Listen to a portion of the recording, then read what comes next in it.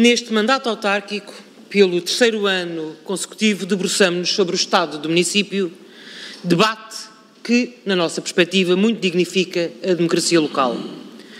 O Partido Socialista optou por dividir a sua análise em dois momentos. Um primeiro momento, em que analisamos as políticas públicas que, em nossa perspectiva, são necessários novos impulsos e imperioso também o desenvolvimento de novos desenhos e de novas soluções, e num segundo momento em que nos debruçamos sobre os impulsos dados pela participação política do PS neste Executivo. Esta primeira intervenção tem por base o discurso do Sr. Presidente da Câmara no dia 7 de junho, data em que é por Vossa Excelência analisada a evolução do Conselho, pois, como nos disse, cabe a quem lidera perceber de que lado sopra o vento para poder saber cumprir o contrato sustentável para as gerações. No seu discurso, pese embora se note um tom depressivo quando analisa os dias de hoje e as expectativas que a comunidade tem, também é verdade que se debruça sobre as gerações de políticas públicas nas áreas mais relevantes no nosso Conselho, deixando elogios ao governo de António Costa, governo do Partido Socialista. Mas nesta sua intervenção, não podemos deixar de reparar a avaliação que é feita sobre educação. Afirmou: os sonhos que os pequenos têm não podem ter menos valor do que os sonhos dos mais afortunados.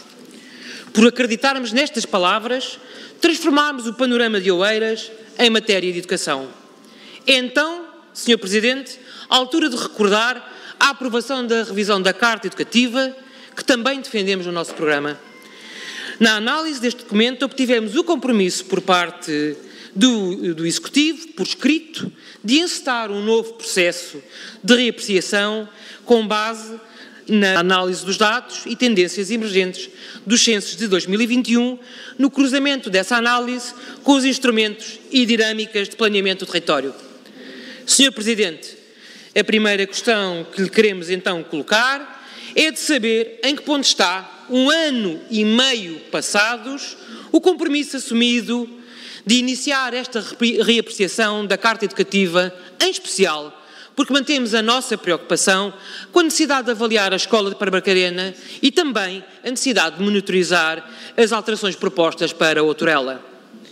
Passemos a outro tema, também muito caro para nós, Partido Socialista: planeamento de território e mobilidade.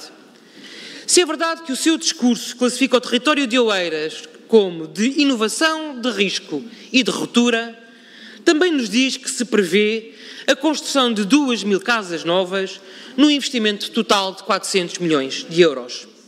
E que este investimento só é possível por existir um território organizado, planeado, infraestruturado. E sem esse planeamento não seria possível atrair as empresas que estão sediadas no Conselho. Reconhecemos, claro, que a estratégia de captação das empresas foi fundamental para garantir receitas elevadas nos impostos que o município hoje recebe.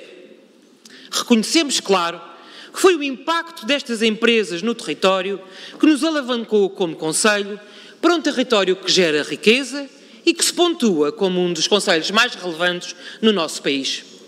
Mas não podemos deixar de notar, Sr. Presidente, que o seu discurso de dia 7 de junho não tem uma palavra sobre a estratégia de mobilidade prosseguida nos últimos 40 anos.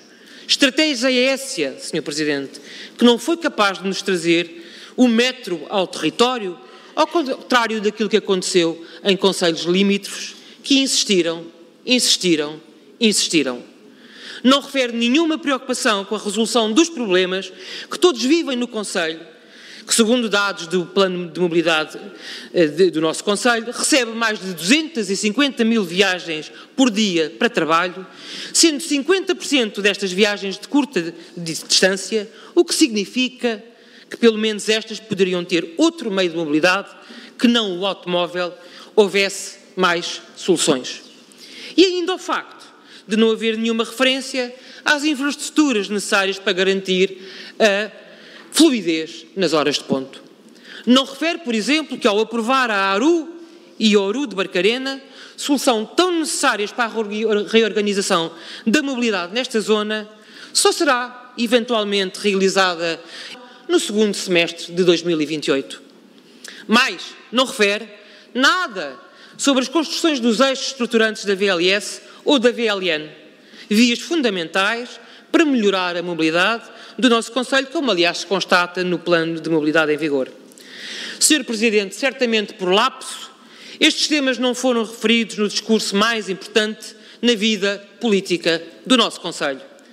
Aproveitamos então este momento para questionar sobre o ponto de situação da VLS e da VLN, bem como da avaliação que Vossa Excelência faz sobre a integração deste município nos transportes metropolitanos de Lisboa, deixando a nota de que vamos solicitar um debate potestativo sobre este tema já para o próximo mês.